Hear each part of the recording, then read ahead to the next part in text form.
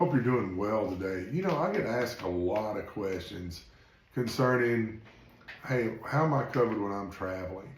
So just real quickly, your automobile policy, for example, will cover you in any of the 50 states and any of its territories for auto coverage, and it will also cover if you go into Canada. Now, if you decide to drive to Mexico, you have to stop at the border and get at an insurance agency there on the Mexican side and get you a Mexican insurance policy to make sure you got coverage in there, because the two insurance in our two countries are vastly different. So you need to make sure that you get the Mexican insurance when you get to Mexico. So that's a big thing. Now, the other thing too is rental car. People ask me, so if I go rent a rental car, what's covered, what's not? So all your coverages on your automobile policy transfers over to a rental car, okay? So that's just it in a nutshell. The same deductible, same everything.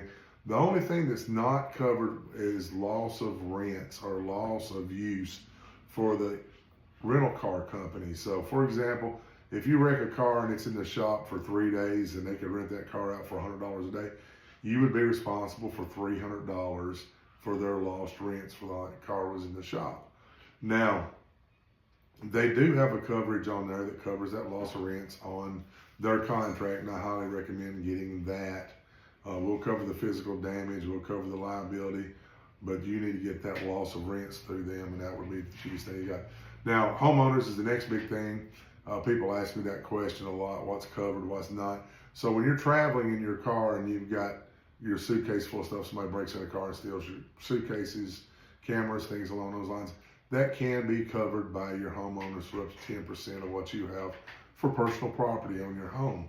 Now, the drawback is that there is usually whatever your homeowner's deductible is what that is. So if you got $2,500 deductible, we're going to knock that first $2,500 off.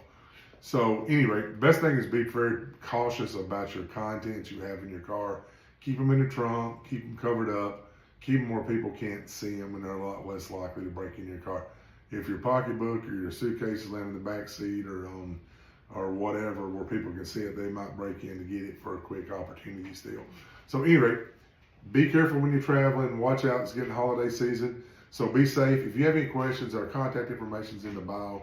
We'd love to hear from you, love to answer your questions. Have a blessed day.